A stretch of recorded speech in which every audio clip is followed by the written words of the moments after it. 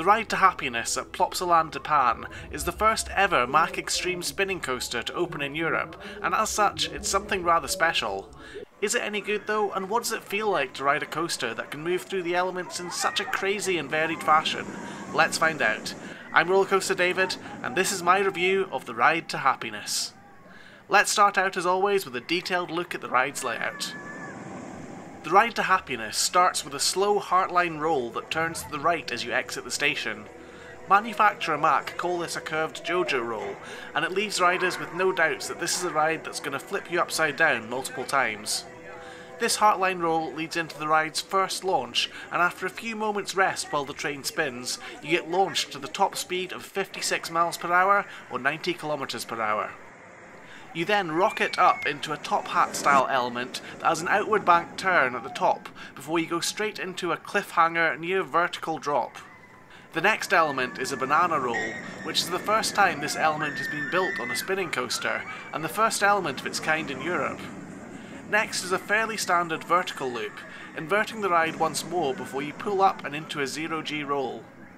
As you exit this element, the track curves to the right, and then into a small twisted airtime hill before the ride's second launch, again to the top speed of 90 km per hour, but this time over a small hump.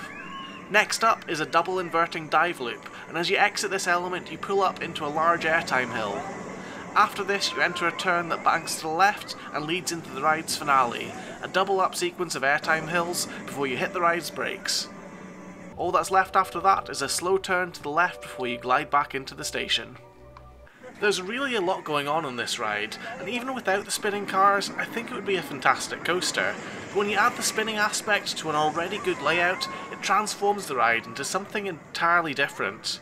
After riding over 900 different coasters around the world, it's very rare for me to get to experience any kind of ride that feels new and unlike anything else I've ridden.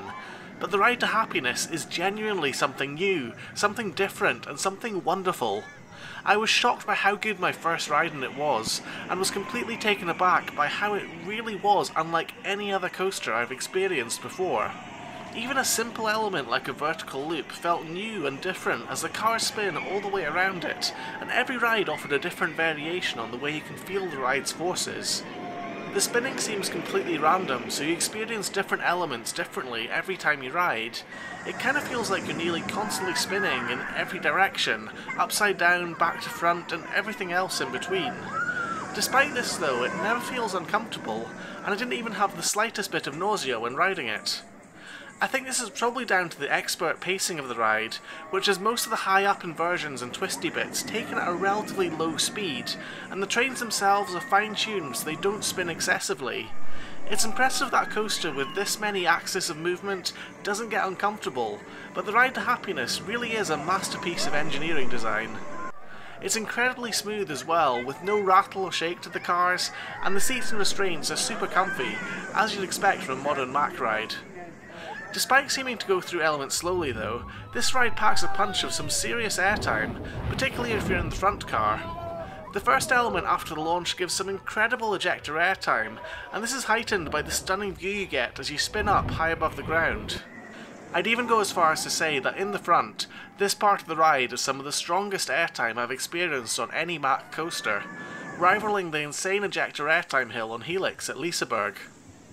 The rest of the hills also deliver satisfying ejector air, and the 0G roll is snappy enough that the rotational force also lifts you out of your seat.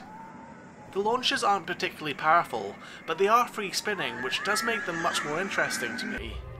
Feeling the full force of the launch shift from your front to your back as you twist and accelerate is something I've never experienced before, and it's really quite a remarkable sensation. The first launch also seems to add some additional rotation to the cars, so when you reach the top of the first hill, you're rotating all the way through the outward banked curve and getting a stunning 360-degree view all around the park. The spinning continues through the banana roll, and as I mentioned before, the vertical loop feels completely different in a spinning car, as you may be entering it sideways or backwards, and it feels more floaty at the top than the mainly positive g-force you get in a standard vertical loop. The second launch is admittedly quite weak, but the way it goes over the hump does give a little bit of airtime, and the element after the launch is a real highlight of the ride. Mack calls this a double inverting dive loop, but to me it's essentially the same as a flying snake dive that you get on Storm Runner at Hershey Park, and this is a wonderful element that should definitely feature on more roller coasters around the world. The added spinning effect makes it even more fun though, as you're rotating all around and experiencing airtime at the same time before you fall back down to earth and into the next element. The final set of airtime hills gives some strong forces as well, but to me the ride is more about the inversions than the airtime, even if the airtime is brilliant as well. The queue for the ride moved fairly quickly during my visit, and it didn't really seem to have any downtime, which is always a plus. In addition, there wasn't really much of a difference queuing for the front or the back cars, as every seat in the ride gives you a brilliant view no matter where you're sat. I did prefer riding in the front however, as I found that the airtime was considerably stronger, although if you like positive G-force then the back of the train does give a more forceful ride in that respect. Another positive for the ride is its theming, which is a nice retro steampunk aesthetic.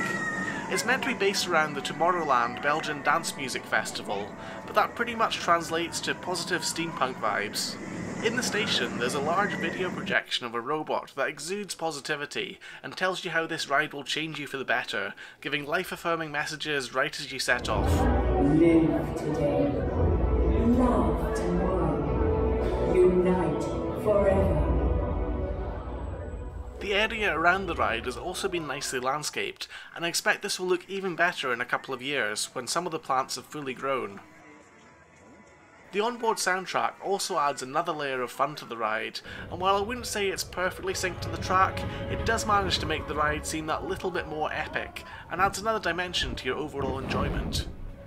There's almost a bit too much going on though, and with all the different motions the rides go through, it's kind of hard to concentrate on the music. I did manage to get a couple of night rides during my visit, and these were particularly good. The ride feels even faster at night, and the airtime and inversions are just crazy. The trains are also lit up as well, and this makes it look great when watching off-ride. In my reviews, I usually like to compare a new roller coaster to other similar ones, but with the Ride to Happiness I'm kind of at a loss. I haven't ridden Time Traveller, which I think would be the only realistic competitor to this, and it's just so different from anything else I've ridden that it's impossible to compare. Prior to riding this, my favourite spinning coasters would probably be Windja's, Shredder, Space Fantasy and Spider-Man, but this coaster is so much better than all of them that they're not even worth comparing. The Ride to Happiness is the best spinning coaster I've ridden, the best coaster in Belgium, and one of the best coasters in Europe. It really is that good. It's especially nice to know that even after riding as many coasters as I have, that a ride can still surprise me and offer me something new, and I can't wait to see what form the next Mack Xtreme Spinning coaster will take. I'm also looking forward to what might happen next in the Belgium theme park scene, as with both Conda and the Ride to Happiness opening this year, and Fury at Bobbejaanland Land opening in 2019, all the major parks now have a modern and unique ride, and more competition will hopefully lead to more innovation and even better coasters opening in the region as they compete for customers.